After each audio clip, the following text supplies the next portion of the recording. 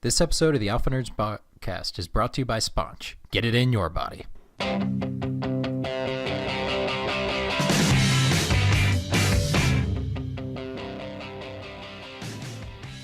Welcome back to the Alpha Nerds podcast, the podcast which, if executed correctly, no can defend. I'm Pete. I'm Bart. And every week we talk about a certain franchise, movie, video game, comic book, what have you, that starts with a certain letter of the alphabet. This week, we're going to talk about things that start with J. J! John Jacob Jingleheimer doesn't start with J. Jump, because I like that song. Okay, so in the video for that, Eddie Van Halen's like playing the guitar the entire time, when in actuality, he was the guy on the keyboard. Yeah, that's weird. So, anyway. It's like they didn't want to admit he plays a piano. I know. Eddie Van Halen, the guy with the like cool red and black and white guitar. Yeah. Trust me, he plays a piano. Yeah. Anyway, so every week we have 5 honorable mentions each, things that we want to talk about, but we can't because we can only choose one thing. So, Bart, why don't you kick us off with your 5 honorable mentions? Sure. My first this week is John Wick. Nice. Love that movie. Which is, dude, it's so good. Like, John Wick 2 came out. I haven't seen that yet, but that's one of the ones that's on my radar. Yes. And I love how the internet's just fallen in love with, like, never hurt John Wick's dog. Never hurt any dogs, or else John Wick's going to get you. Yeah, he's like the boogeyman of criminals. Yeah, well, Baba Yaga. Oh, it's so good. I saw that man kill 3 men in a bar with a pencil. A fucking pencil! So, that line is a reference to another movie where that's what happens. Huh. Yeah. Nice. And I want to see that movie now. And, the actors are so good. I love Willem Dafoe's character. Oh, yeah. I just love how, there's a picture online that's flying around where it's John Wick's face and it says, work so hard you don't have to introduce yourself. Huh. I love that. Because he really doesn't have to tell anybody that he's John Wick. It's always just like, oh, hey, John. Or it's John. Good seeing you, John. Francis. I love the scene with Francis. Oh, my goodness, yes. Here on business. Fred, why don't you take the night off? It was great. The scene where he's telling him, like, people keep asking me if I'm back. Yeah, I think I'm back. He's just murdering people. Which he actually gets, somebody did, like, a kill counter. Really? He actually gets better. Yeah, he gets, like, better. Like, every, like, major scene. Like, at the first one, his kill rate's 100%. But his, like, accuracy's down low. And then at the end of the movie, the last, like, 3 are just, like, 100%, 100%, 100%. Wow. Yeah, every bullet counts. That's amazing. So after John Wick is Junji Ito. Pete, you know anything about him? He's awesome. His art style is so disturbing. It's so freaky. Like, it's just one of those, like, Japan does freaky looking art very, very well. They do. In a way that, like, I don't think, like, fantasy, like, traditional painting, like, they don't really do it as well as, like, just that freaky Japanese, like, manga style. Next up, we have James and the Giant Peach. It's a fantastic claymation movie from back when we were kids. Yeah, back before Tim Burton started making the same movie over and over again. Yeah. Well, he produced Nightmare Before Christmas, and I don't think without Nightmare Before Christmas that this movie could exist. Probably not, but then pretty much almost every movie after that started being Nightmare Before Christmas or Edward Scissorhands. Yeah. Or some variation. Edward Scissorhands, Johnny Knoxville face makeup. Sad girl. Yeah. Next we have Johnny Knoxville, who, so the show he was on in the 90s with Bam Margera, Steve-O, Chris Pontius, like Rick Yan. So that started out as a thing for CYK, which is Bam's brother's band, called Camp Kill Yourself. So when you like bought like a concert DVD, it'd have a bunch of that stuff on it. Yeah, and some of the scenes out of the show are directly ripped off the DVDs. Like the part where they're like running through the golf course, just like screaming and ripping off their clothes like they're a werewolf or something. But yeah, just that show was so good.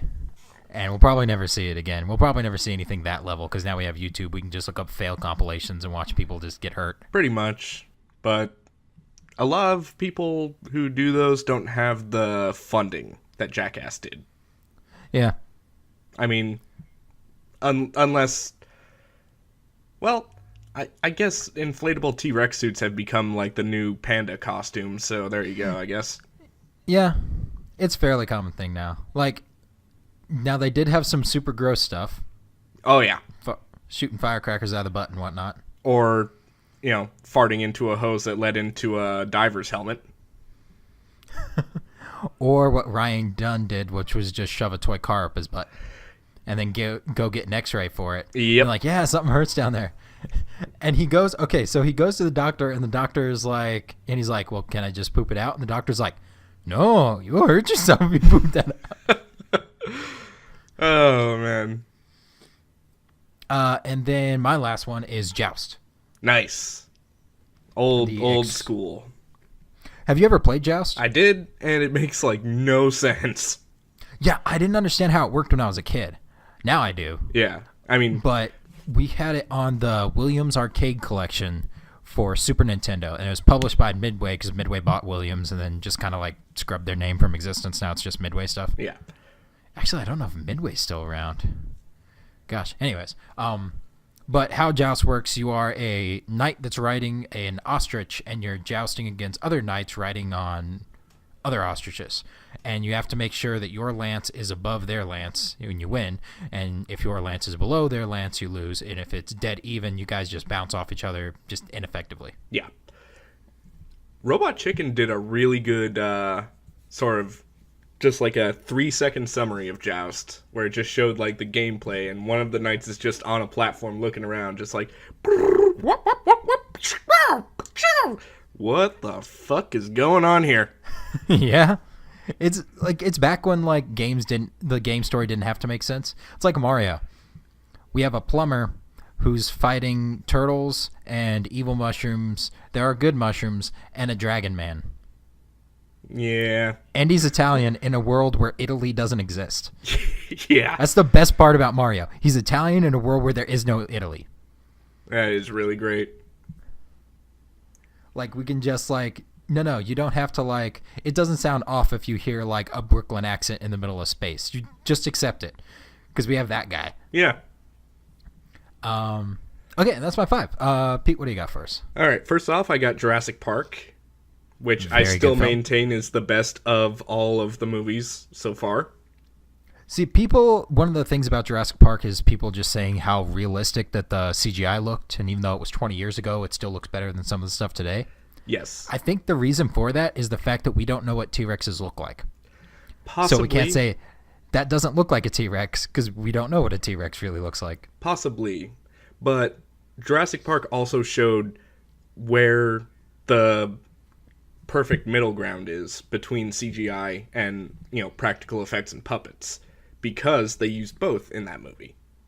Yeah, like the scene where the big Apatosaurus head comes in and they're petting it, that was a real head.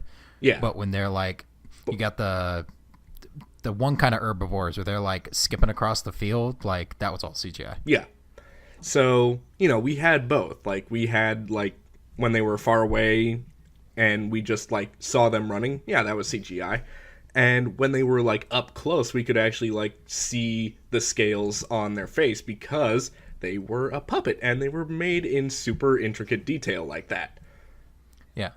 But then, people started thinking oh, CGI makes everything better. We'll just smear that shit all over. And they did that, and oh my god, it's just... I'm not even going to get into that because I'll waste my half hour just ranting on that. Like cream cheese on a bagel, you need parts, you need layers, you need meaty doses. Yeah.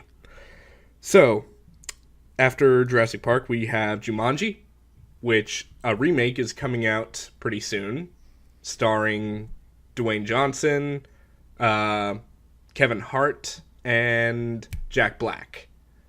And Karen Gillan. And it looks interesting enough. I'm probably going to go see it. Oh, I might catch it on DVD. It's not one of those that's like extremely pressing, but I have a lot less free time than you. Yeah. So, I mean, obviously, I love the original because Robin Williams portrayed it so well. Oh gosh, the original was another one where you have a good mix of like CGI and real stuff. It really was. And there were some, like, legitimately terrifying moments in that movie, like where the kid started turning into a monkey. Yeah, I was just thinking about that. I was kind of losing my shit when I saw that.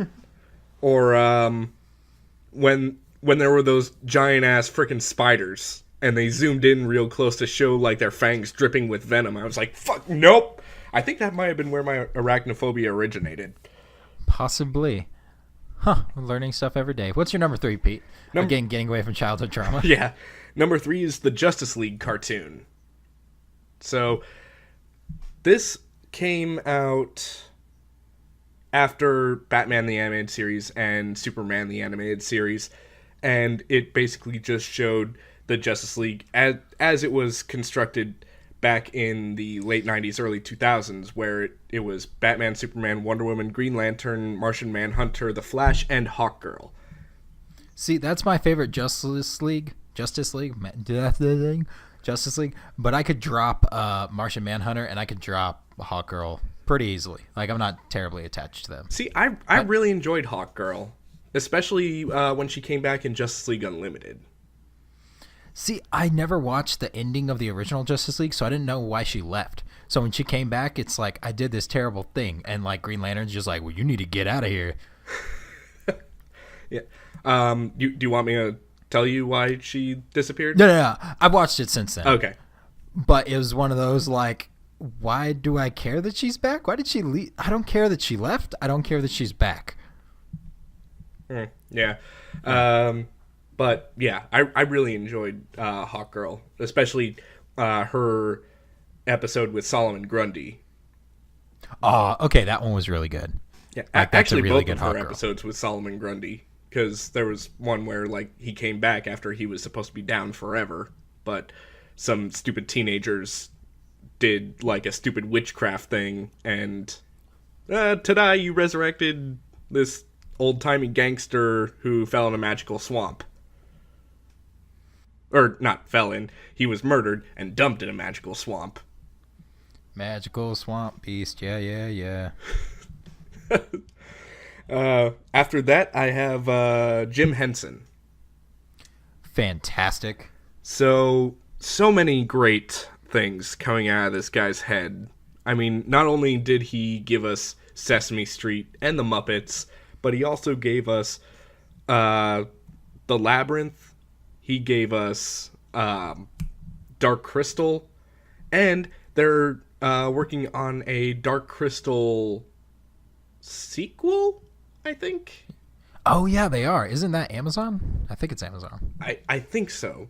But, there are also graphic novels of the Dark Crystal creation myths. And these are like prequel stories to the Dark Crystal, and they're so good. And they explain so much of the stuff in the movie that nobody freaking explains. Like why the Mystics and the Skeksis turn into glowing tree aliens. I've never seen that movie. I've seen Labyrinth. So spoiler. Yeah, I'm not that attached.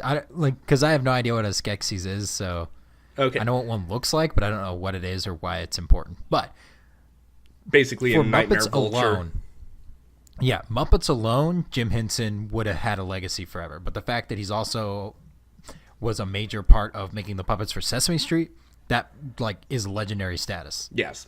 And also made Yoda.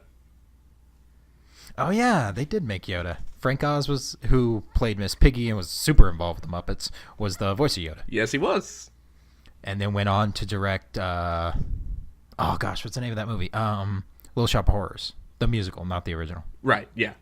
So, yeah, pretty much Jim Henson is just like, one of those examples of prime creativity where everything he touches and everyone he touches goes on to make awesome stuff. Yeah. Speaking of like weird directors, so 3 Men and a Baby. Leonard Nimoy. Really? Yeah. Huh.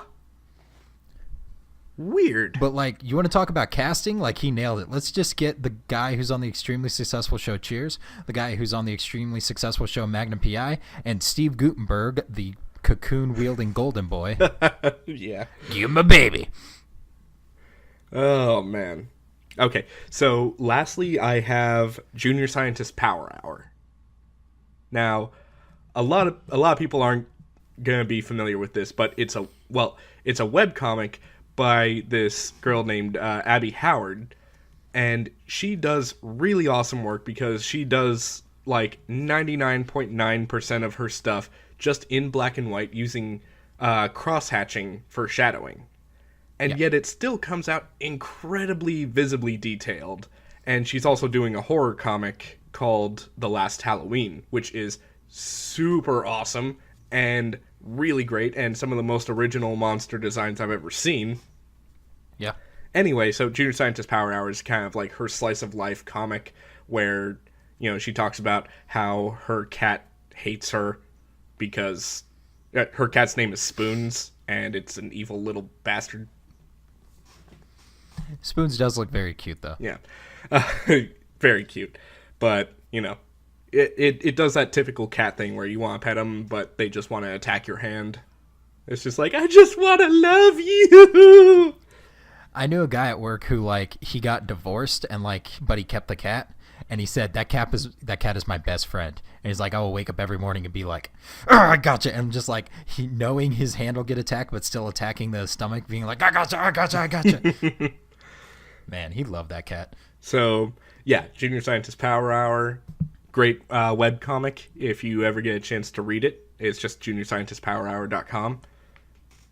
Yeah, just Google it. That's what I love about, like, modern society. You don't have to tell somebody at fantasystaronline.net. Like, you can just say, like, Fantasy Star Online. Like, if you're interested, just go Google it. Yeah. I just go look it up. So, yeah, those are my honorable mentions. Bart. So now we get into the meat of the podcast. So my first up is Job, A Comedy of Justice, which came out in 1984. Is a book by Robert Heinlein, who's an old sci-fi author. Pete, have you ever read a Heinlein book?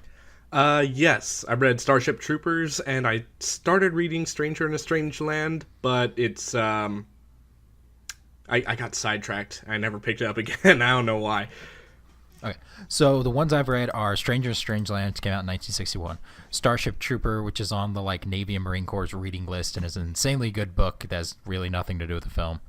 Time Enough for Love, which is about one of his characters called Lazarus Long, who's been alive for 5,000 years by the time of the writing, I think. Yeah. Like All You Zombies, which was one of his short stories, which is amazing and actually got made into a movie in 2014 called Predestination with Ethan Hawke. I want to see it. Like, I haven't seen it, but I want to. And Citizen of the Galaxy, which was a really good short story about a kid who was basically sold as a slave and, like, his adventures getting back home. Nice. Really, really, really good book. Nice. Another, like, good story by him is A Man Who Sold the Moon. I haven't read it, but it was an inspiration for Man Who Sold the World, the David Bowie song. Very cool. Which I love that song. And By His Bootstraps, which is a story that actually made a... So you've heard of time travel paradoxes. Yeah. And one of the common ones is that the situation you go back to stop is the one that you actually caused in the first place. Yeah. That's called a bootstraps paradox because of his story. Yeah, because it's basically the self-fulfilling prophecy. Like, you go back to stop the thing only to cause the thing, whatever the thing is. Huh. Oh gosh, what was the other one? It was okay, so speaking of paradoxes, this is a thing I wanted to talk about. So one of my favorite ones is the object that doesn't have an origin. So let's say you're given by your mom a watch that she got from your grandfather. But and then you go back in time and give that watch to your grandfather? Right. So one of those oh, God, There's not two watches. There's only one watch. Right. The watch enters the time stream when you first go back in time, and the watch leaves the time stream when you leave to go back to the past. It was never created. It was never destroyed. No factory put it together. It's just it becomes into existence when you go back, and it leaves when you leave to go back. Yeah. Nobody made the watch, which I've always wondered, how tarnished is the watch? Because if you never clean it, the watch just gets dirtier and dirtier. But if you do clean it, then like that wipes the slate. Like, let's say you get it, you clean it, and then you go back and then it gets 40 years or whatever of rust, and then like you go back again and it does it again. Unless it's well taken care of. Yeah. Which, chances are it will be if, like, some stranger just, like, gives you a watch and impresses some kind of importance onto the fact that you have to pass down this watch sort of thing. Yeah. Okay, but we're not talking about any of those. We're talking about Job. Job, even though it came out in 1984, it's really weird in that it has that old, like, slightly racist guy sentiment to it. Like, he uses some words that should not be used a year after Return of the Jedi came out. Like, it's one of those, like, that's not... And so, just to introduce the main characters, it starts off with a guy named Alexander Hergensheimer. And yeah, he's a Hergensheimer. Sorry, it's just funny name. Which, to preface this, so I read this book all this last week. It's a 250-page book. That's probably why I've been bugging Pete to like record the podcast so much. Yeah, is because I read a lot about this book. So it starts out with Alexander Hergensheimer, and he's in Tahiti, and some people are doing a firewalk. And three guys in front of him are like complaining constantly about the firewalk and like won't stop about it. So he's like, well, why don't you do it? And he's like, I don't know how this ended up, but now I was in front of the fires with my pants rolled up and my socks off. So, and they convinced him to like walk across the fire. So he walks across the fire and like he's doing fine because it doesn't really hurt until he breathes in and he breathes in all the smoke. And then he gets like 2 steps and he passes out. So after he passes out, he goes back to his cruise ship, and he discovers it's not the same ship. It has the same name, it's just not the same ship. And that's the main plot of the movie or the book. This guy just keeps hopping dimension to dimension to dimension, where nothing's the same, where things can be wildly different. So so his home universe was very religious, very biblical. It's like the Community United, whatever. It's like really strict and like religious and like no showing ankles, that kind of thing. He tells a story about a guy who was a husband of his school teacher who he discovered in the stocks, because the town had stocks in Kansas, one morning with a sign on his neck that said profane language. He was then shamed for the day, let loose, and then he moved out of town like the next day to cover his shame. Right? Like, it's a really like strange universe he's from. But he goes to this universe where it's much more, it's about as open sexually as you can get. And like we were talking about with Starship Troopers, Robert Heinlein's kind of weird when it comes to sex. Yep. Yeah. Just kind of strange. So the universe he lands in has a book called Instructional Pornography, ages 6 through 12. It's like, maybe that's a bit too open. Well, whatever. And he finds a girl named Marguerite, and they spend time together. And then an iceberg hits the ship, tears open a hole in their cabin. They both get like flushed out into the ocean.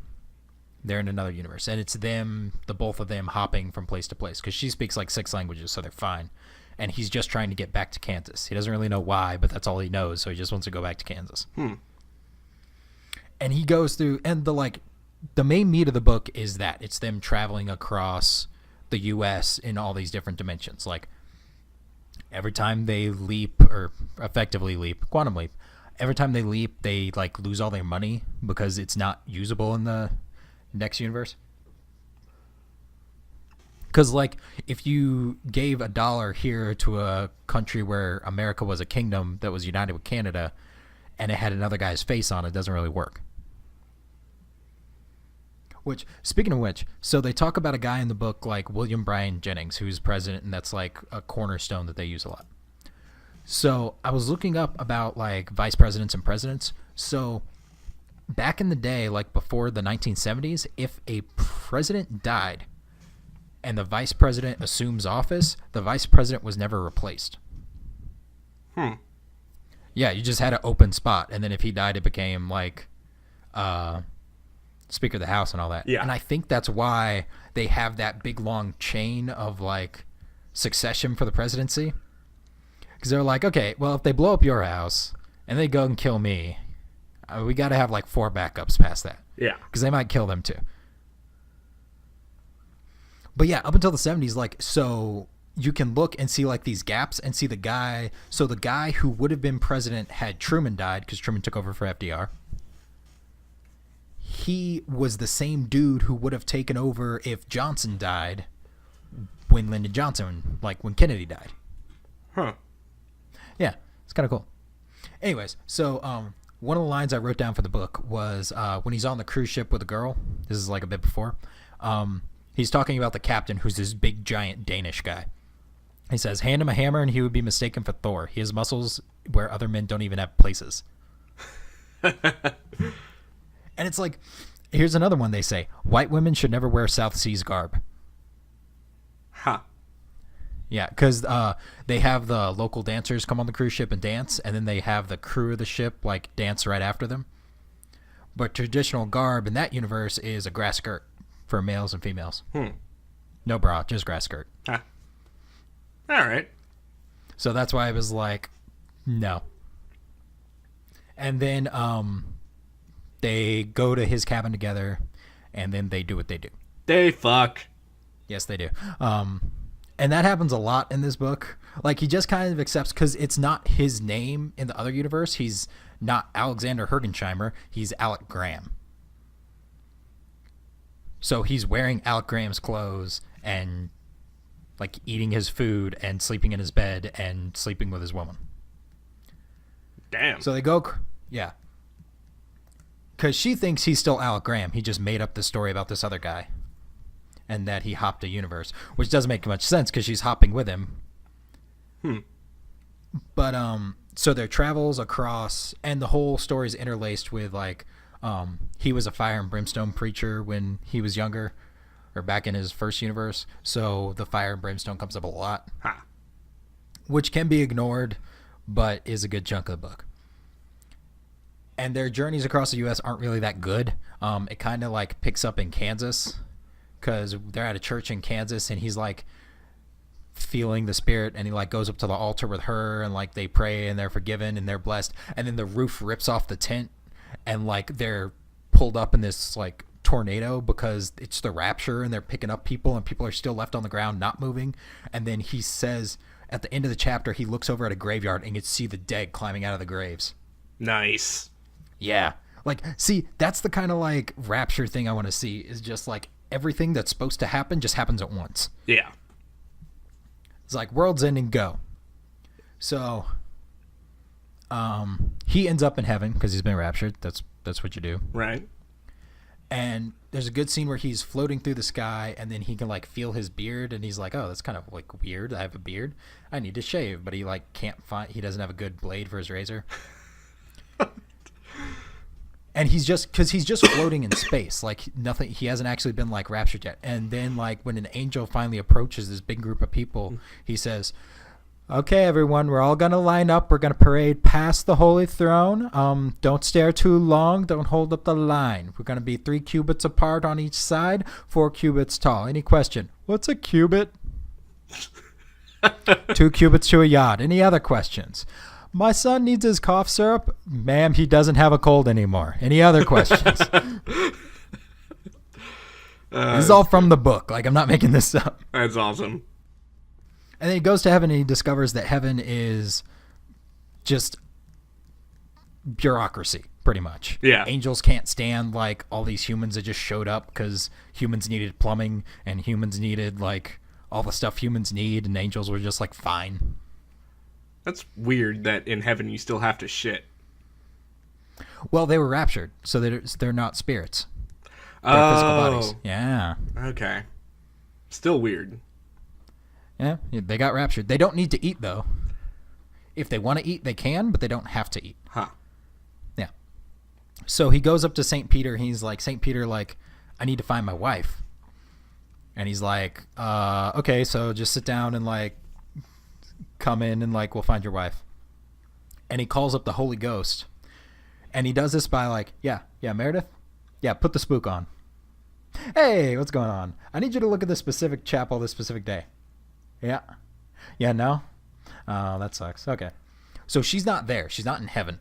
Damn. She's not on earth. Oh, boy.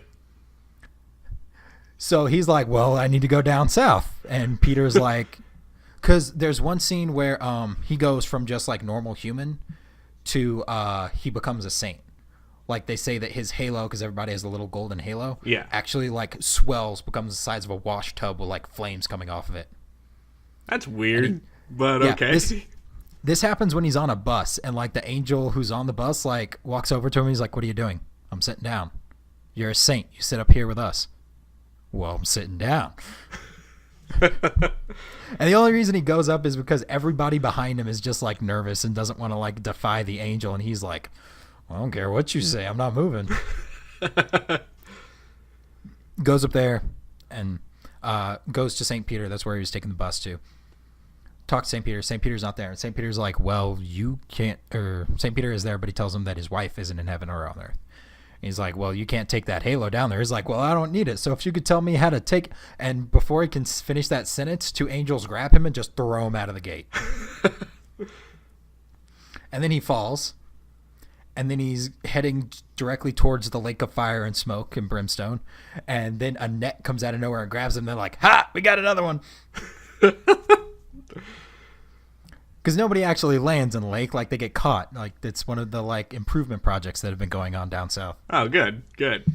So the guy that catches him, like, knew him when he was a kid. He's like, we're waiting for some St. Alexander. He's like, I'm St. Alexander. He's like, if you're St. Alexander, he's taking off his shirt. He's like, if you're St. Alexander, I'm a pink monkey. And as the shirt goes over his head, you can see pink fur appear on his body.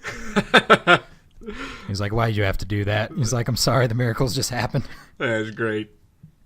So he talks to the devil. The devil is a guy that he met when he was going across country.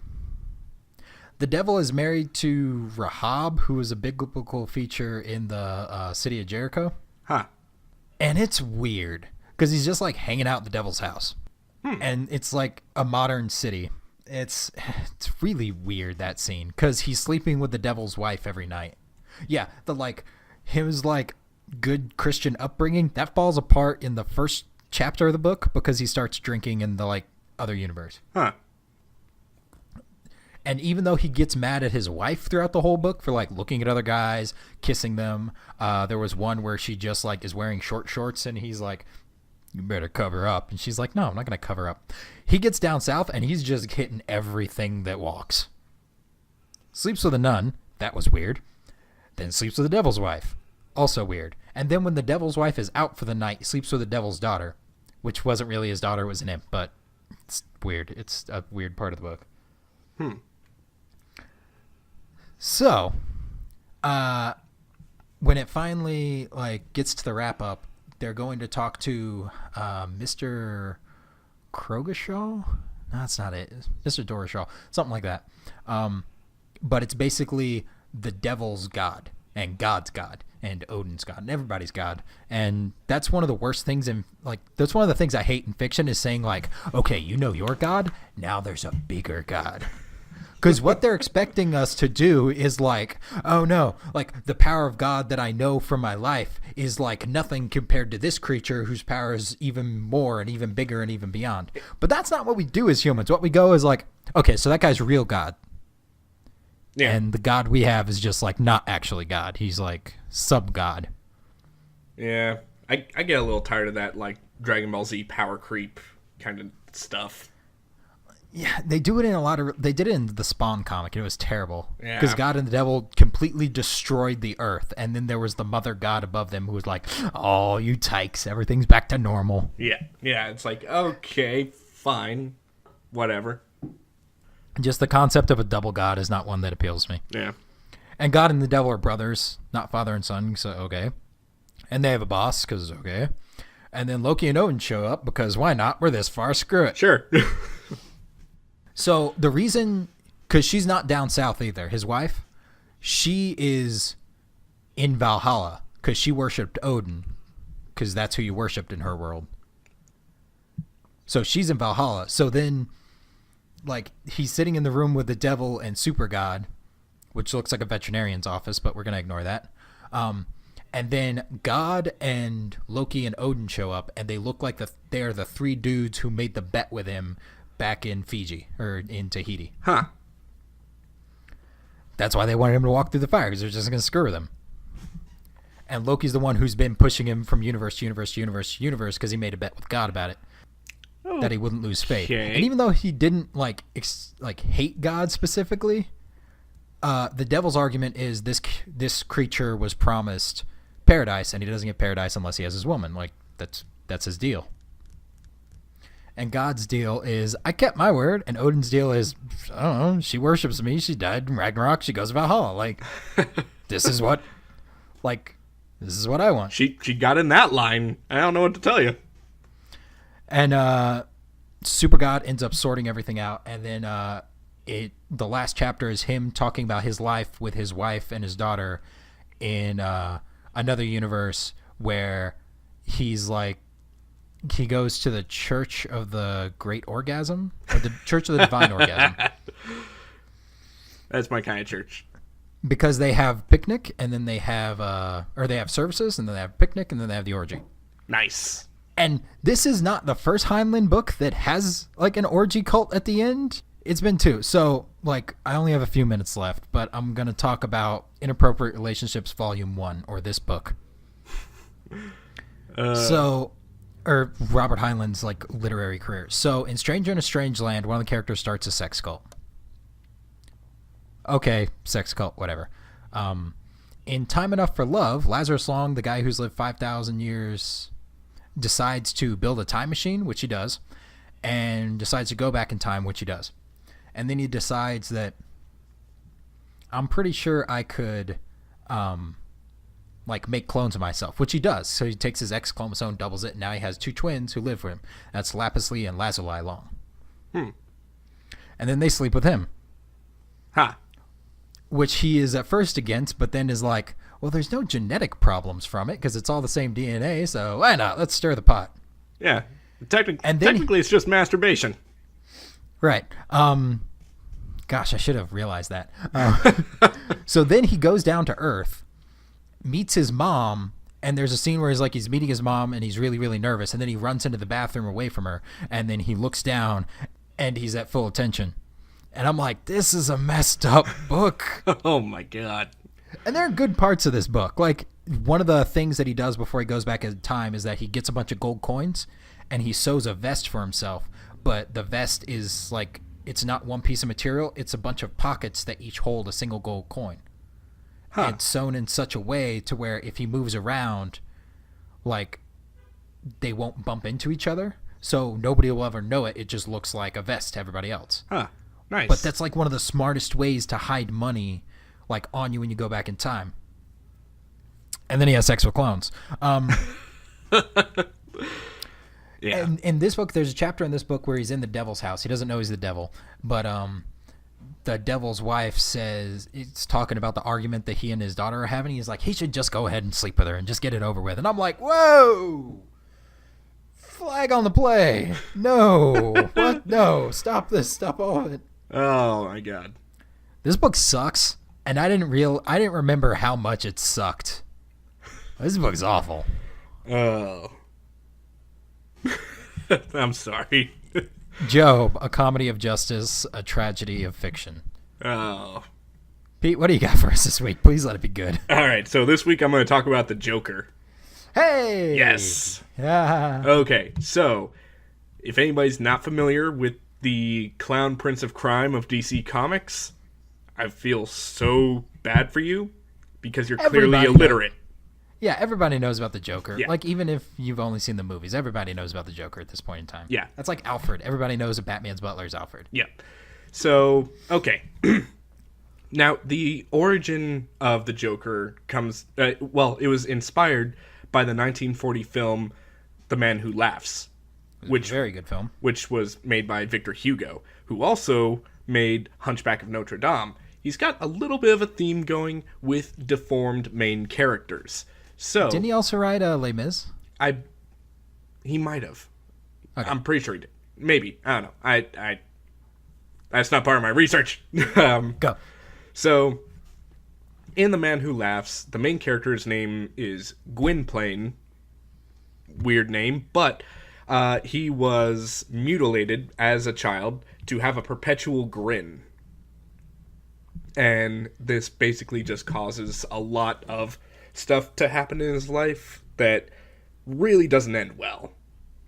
Yeah, he pretty much always like covers his face, and if you've never seen it, it's an old silent film. So he has the like super like pancakey makeup on, Yes. and the like deep dark black makeup underneath his eyes, so you can see it instantly. Oh, yeah. So, yeah, he's just got this perpetual, just giant smile on his face, and that inspired, like, you know, hey, what if there was a villain who kind of looked like that, but he was kind of a clown? Hey, this pack of this poker deck has a Joker card. I'm starting to make some connections here. I'm imitating the creative room in DC Comics. I got you. So, ever since Batman first came onto the scene in comics, there's always been, well, not always, but the antithesis, of Batman has been the Joker. He's supposed to be the opposite side of the same coin. He's what Batman could have been if he had just crossed his own line, where, you know, Batman has that line where it's like, I'm not killing anyone. I can't kill anyone because once I fall into that abyss, there's no coming out. See, I disagree. I say that Joker first became to be like that side after, oh gosh, what's the name of it? Killing Joke, which was written by Alan Moore back in the late 1980s. Yeah. So because in the like old Adam West Batman, like Joker wasn't really around that much. Like he was there, but like Penguin was around too, and most people remember the Riddler more than anything else. Really, yeah. So anyway, the more or less canon origin of the Joker in the Batman DC universe is that he was a struggling comedian, got in with some gangsters to do like this one job where, you know, he and his wife would be set up for life and he wouldn't ever have to do anything like this again. And then everything just goes to shit. His wife dies. His wife is also pregnant, so the kid dies because there was an electrical short in the kitchen. And he is also, like, even though he's lost everything that he's doing this criminal act for, he's being strong-armed into following through with this because it's like, hey, what do you think? You're just going to leave? Oh, hell no. No. We had an agreement. You're going to do this with us. So he gets strong-armed into doing that, and he's disguised as the notorious criminal, the Red Hood, which has been many criminals that have just all worn this red helmet that was like a two-way mirror so that whoever's inside can see out, but people on the outside can't see in. Anyway, falls into a giant vat at Ace Chemicals, messes up his face and his hair and his everything, and he just loses it. He breaks. He's no longer the guy he was originally. There's only the Joker. Yeah, that's a great panel that's been used a lot, is the Joker, like, after he comes out of the sewers, like, realizing everything that's happened and just the laughing behind him while he looks insane. Yes. So, that's great. Yeah, that's been a very iconic piece of Joker artwork, where he's just, like, his hands are running through his hair, and he's just not maniacally, but just uncontrollably laughing. Like, that's the face of somebody who just, like, snapped. So, after that, we have the live-action portrayal of the Joker. First off, we have Cesar Romero, who was in the Adam West Batman. Now, it was it was pretty standard of a portrayal when somebody said, like, okay, this guy's a villain, but he's also a clown. So Cesar Romero's like, okay, I'll just make puns and stuff. Yeah, and he's just laughing constantly up, Batman, basically, yeah. like the whole time. Now, not exactly menacing, kind of just a pain in the ass. Well, yeah, but that's 60s Batman for you. Yeah. So, after that, we get Jack Nicholson in the 1989 Batman. Now, this is the Joker that started ramping shit up. Because... Okay. Go ahead. What's your favorite moment from Jack Nicholson Joker? Ooh. Mine is, Bob, give me your gun. Tie between the joy buzzer and the fight with Batman where he puts on glasses. You wouldn't hit a guy with glasses, would you? That's a good joke. So, anyway, this is the Joker that started ramping shit up because he was just killing people. And he just killed it. Okay, so it's Jack Nicholson if he was given license to just be a supervillain. Yeah, pretty much. Yeah. So, and interesting little bit of trivia from the 1989 Batman. When he is in the museum with Vicky Vale, and Vicky Vale is like, "What do you want?" And he just says, "My picture on the $1 bill." And later on, there's a parade scene where he's like showering the crowd with money. Those are all $1 bills with Jack Nicholson's face on it. Yeah. But it's good that they never called attention to it. It was just one of those like small like side things. Yeah. So, I don't know. That was just like one bit of trivia that always kind of amazed me. It's one of those many times in cinematic history where really insignificant detail has a lot of effort put into it that most people will never, ever, ever, ever see. Kind of like when they made the costume for the Steward of Gondor in the third Lord of the Rings movie. They made a lot of intricate design work on the inside of the coat, which was never, ever, ever, ever seen. Yeah. Anyway, segue. After Jack Nicholson, we get the Heath Ledger Joker. Who showed up and Jack Nicholson showed up in The Dark Knight wearing, or no, that wasn't him. He showed up in The Dark Knight. He was one of the bank robbers from the opening scene, and the mask that Heath Ledger's wearing is Cesar Romero's mask, or one of them, from the 60s film, or 60s TV show. Yeah, really awesome. So, this was another amazing portrayal of the Joker, and probably one that won't ever really be paralleled ever. Just... It was pretty good. Yeah. Now, a lot of people... A lot of people who have played the Joker will say that they've had to do like some method acting to get into the headspace of the Joker.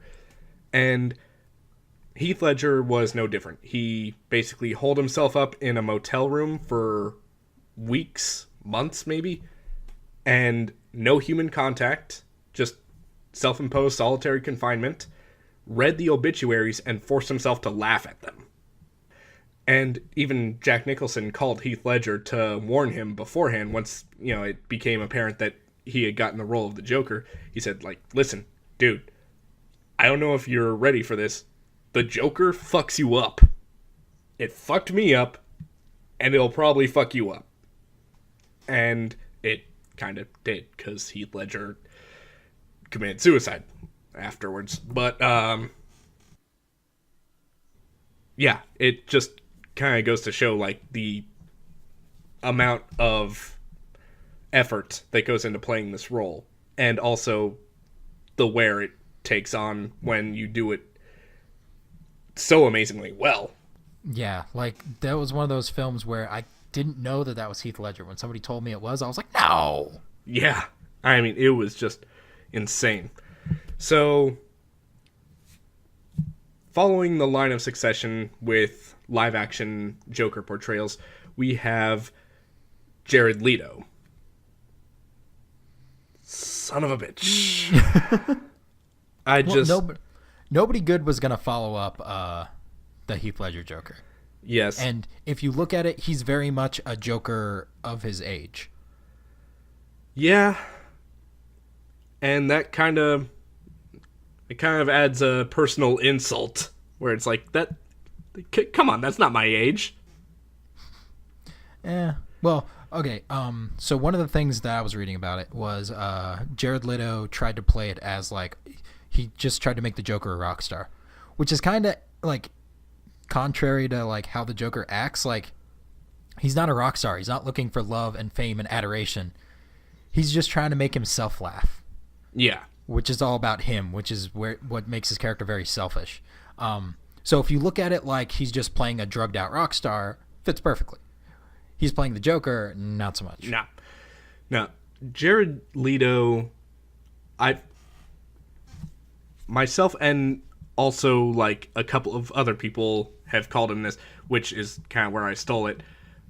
Jared Leto is the honeydew melon of movies, where he is the worst part of anything he's in. I like honeydew melon, but continue. Honeydew melon is bullshit.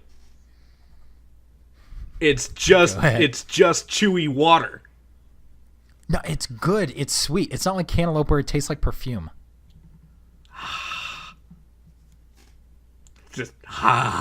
Anyway, so after Jared Leto, side note from the live action portrayals, I want to include Jesse Eisenberg Doesn't count. in Superman versus Batman. Doesn't count. Because he was more Joker than Luthor the whole time.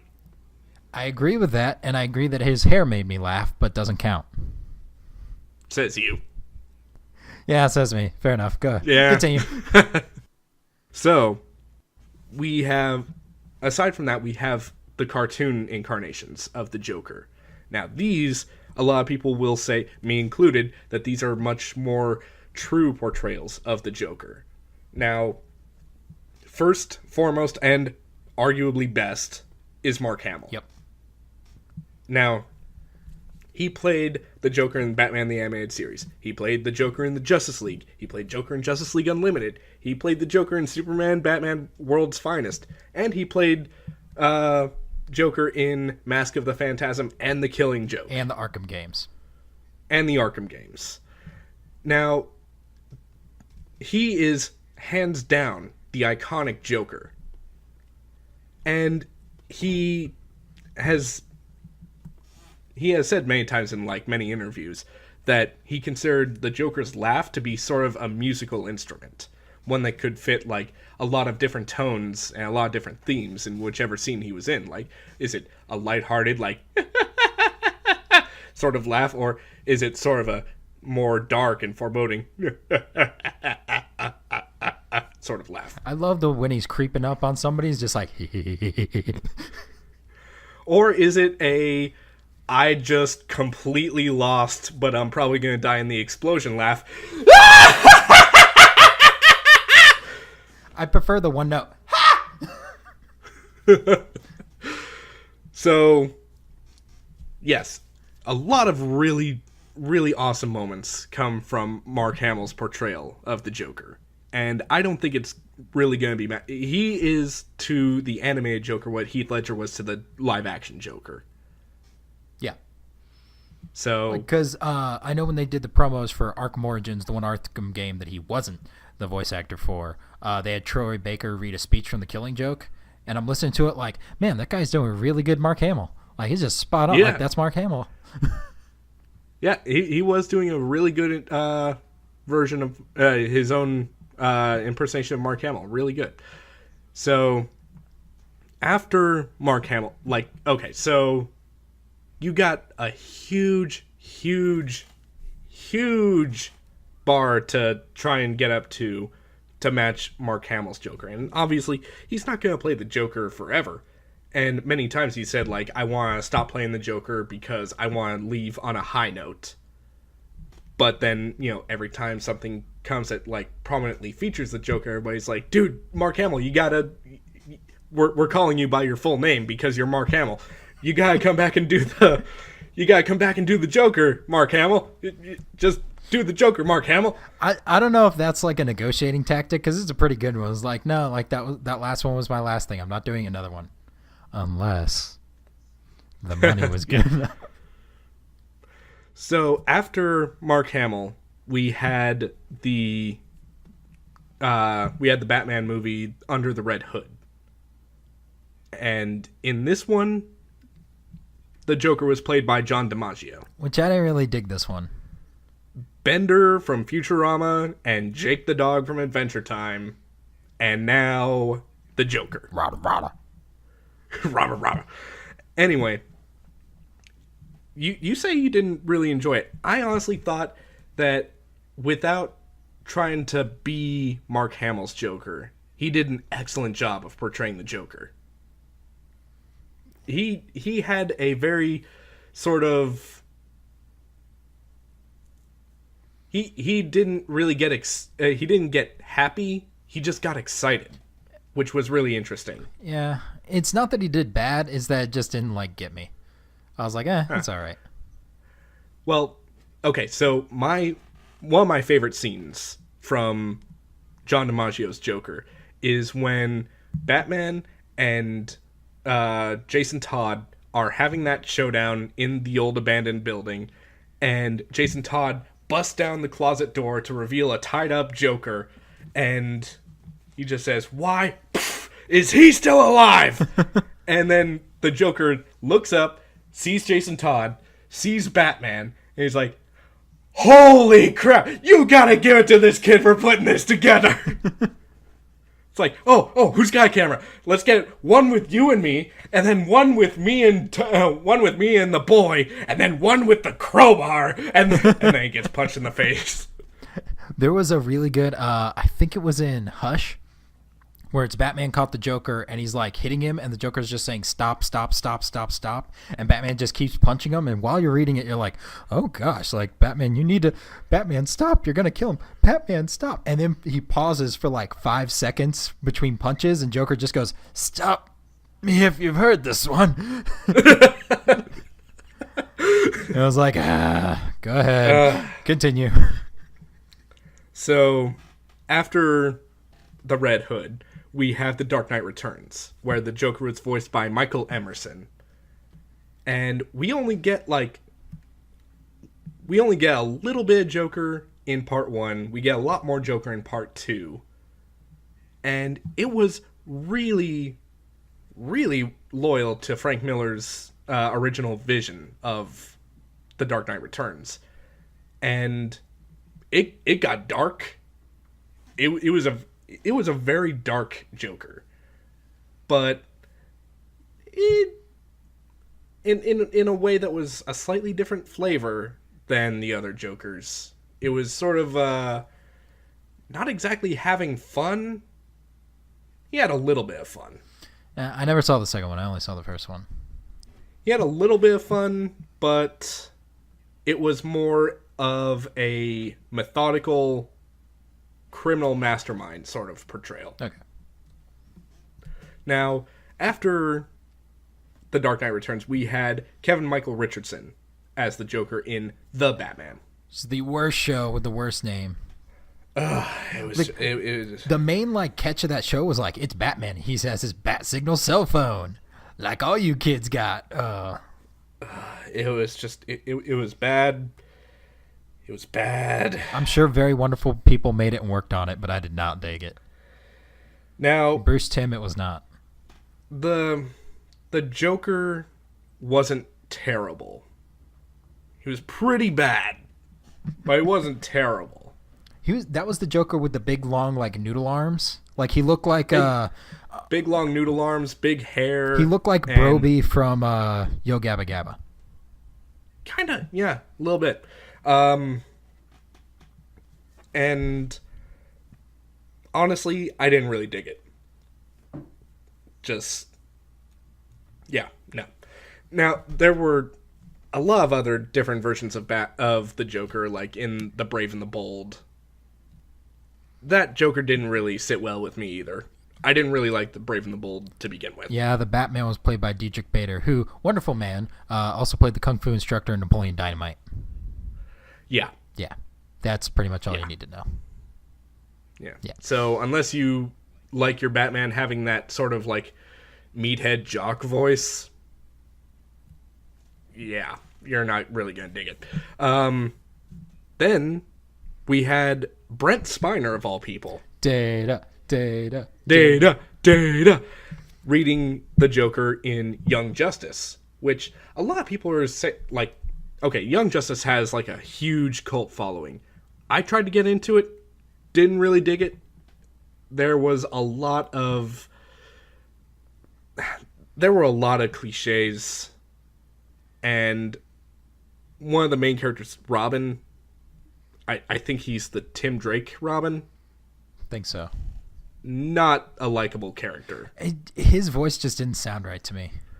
Yeah, it was just, ugh, man. Anyhow. So, after all that, we have Lego Batman. And that Joker was voiced by Zach Galifianakis. Now, of all the people like to say, like, this guy played the Joker or this guy played Batman, Will Arnett and Zach Galifianakis are not two people I would have pegged for that. Yeah, no. But they worked well together. Yeah, this is great. That movie's awesome. Yeah, so go figure. I guess the Joker can find a home in the strangest of places. Quickly wrapping up what I want to talk about with the Joker, we have, so the Joker's had a big influence on pulp culture and society as a whole, because writing for villains became a lot more three-dimensional, whereas a lot of villains before the Joker just wanted to do bad shit. They wanted to rob banks, but they didn't really have any motivation for why they needed the money or why they wanted the money, other than it was just money. And like, oh boy, we'll be rich. I'm like, oh great, you're gonna buy a mansion, you fucking criminal? Hey man, there's a reason why I'm robbing the Second National Bank of Gotham at 2:22 on a Tuesday of December 2nd, or on February 2nd. And taking exactly $2 million. Yes, and that is my reasons, and I don't have to explain that to you or anybody else. Anyway, so the Joker kind of brought in like a little bit more duality when it came to villains. Like, a villain could be dark and foreboding and scary, but he could also be funny, and he was, and that made the villain archetype so much better, because he wasn't just like a two-dimensional flat piece of cardboard with the word evil written on it. Although it was sometimes that's good though. Sometimes that's good, but it's not great. Now, negatively speaking, the Joker kind of started a craze. I don't want to say craze. Just a fad of romanticizing mental illness. Especially after the Heath Ledger Joker. Now, a lot of people started thinking like, oh, it's cool to be crazy. I can tell you for certain, as somebody who takes medication for anxiety and depression, mental illness fucking blows. It sucks. It sucks and blows. It's a great paradox of terrible. Go on. So, but nevertheless, these by and large neurotypical people thought that thought that they could make themselves look more interesting if, like, ooh, I'm scary, or I'm crazy, I'm demented, and which is why I hate Jared Leto's Joker and that stupid damaged tattoo on his forehead. Yeah. God damn it. Anyway, so aside from that, we also had the Joker's relationship with Harley Quinn, and that romanticized really unhealthy relationships. Yeah. Because it doesn't take any amount of genius whatsoever to see that the Joker's relationship with Harley Quinn was not equal. He kind of basically looked at her as like his own personal plaything, and she was just completely codependent on the Joker, and it was just super unhealthy. But people saw that relationship, and it's like, oh, I want that kind of love. I want Joker Harley love. No, the fuck you don't. No. No. The first episode of the cartoon she ever popped up in, she ended up in the hospital because he pushed her out of a window. That wasn't the first time she showed up. That was Mad Love, wasn't it? It was Mad Love, but it wasn't the first time she showed up. In the series? Yeah, that was season 4. That was the last season of that series. Oh, never mind. Yeah. Yeah, she had showed up, like, a lot of times before that. One time where she, like, actually hit on Bruce Wayne because she was, like, supposed to be a reformed Harley. I think I remember that one. Yeah. But anyways. That one was actually really funny because, like, she, as Harleen Quinzel, runs into Batman as Bruce Wayne in a department store, and she's like, I know you. And then he's like, no you don't. And then she covers up the the top part of his head. She says, there's something about that chin. And he's like, And then she goes, you're Bruce Wayne, the boy billionaire. He's like, you're right. So, Nice. yeah, that was a fun one. But anyway, so long story short, Joker has made villains more exciting. But he's also made a lot of people look at villains like role models. And if you're listening to this and you think that the Joker is somebody you want to model your life after, please rethink that. Pete, you're making a big leap that people are actually listening to this. Oh, yeah. Eh. Hey, we got Anywho. like 12 subscribers. Yeah, I'll take that. Anyway, so that's basically it. The Joker, probably one of my favorite villains, and probably the favorite villain of many other people. Let's do our wrap up because we're going over our limit here. Bart, what's your favorite thing about Job?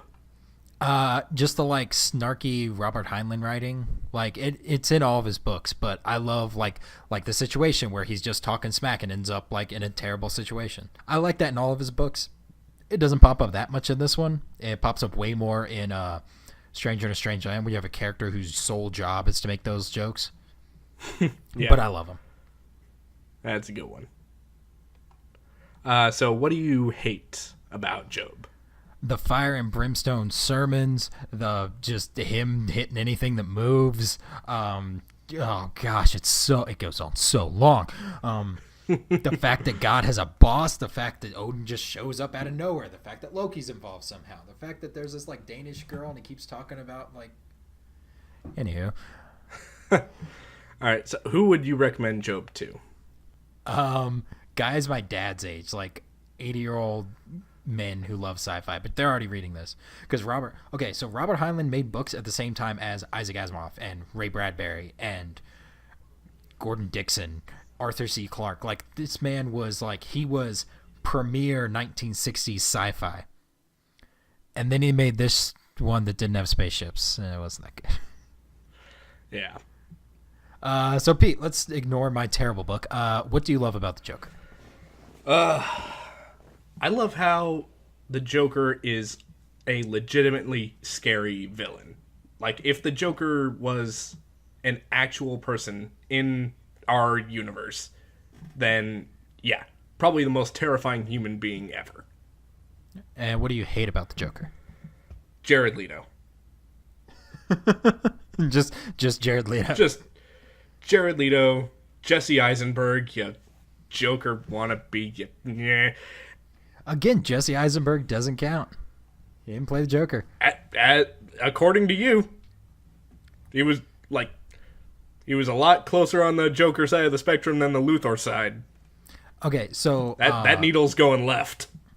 So podcasts I was listening to was say that the best thing for them to do with like the Jared Leto Joker is just like have him in prison, and then he gets offed by like you see him just like get shot or just like get like hit with something in like the shadows, and then out of the shadow walks Willem Dafoe in the white makeup with the full purple suit and the big hat and just the everything. That would be great. Be like, Daddy's home, and just make it like that Jared Leto's Joker was just Jason Todd who'd been driven insane. Yeah, a lot of people said that. A lot of people were making that theory. I didn't really care for it. Yeah, I don't think it's good. I don't think it holds weight, but I'd like to see it. Jason Todd wouldn't mimic the Joker. Tim Drake did in Return of the Joker, the Batman Beyond movie. Well, that was because there was like that genetic modifier hypnosis thing hidden in his epidermis. There's no reason it couldn't work, is all I'm saying.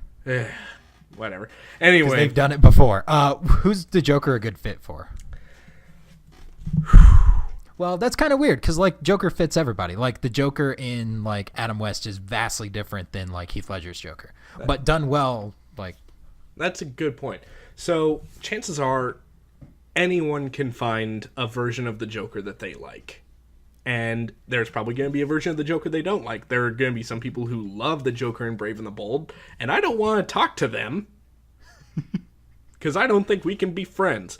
But there's still going to be a Joker out there for everybody. But, you know, if you like your villains complex and you like your villains to be a complete, like, a true arch nemesis of the hero. If you like Moriarty when you read Sherlock Holmes, then you'll love the Joker. Yeah. So that's all I got. Yeah, and that's all we got for this week, actually. So as always, we'd like to thank OK Go for the use of their song Here It Goes Again off the album of No. You know them, you don't know us. You can catch me on Twitter at BeatPanelComic. You can catch me on Twitter at PeterKennyArt. Pete, you know what you're going to do next week? I've got a couple candidates. I like the idea of Krull, but I kind of want to also do Kill Shakespeare. Krull's good. I've never seen or no, I've heard of Kill Shakespeare, but I've never read it. I'm doing The Killers. Nice. Because hometown heroes. But I'll talk about more about them next week, where I'm going to edit in a bunch of Killer songs. Thanks for listening, everybody. Bye, Sponge. Bye, Sponge.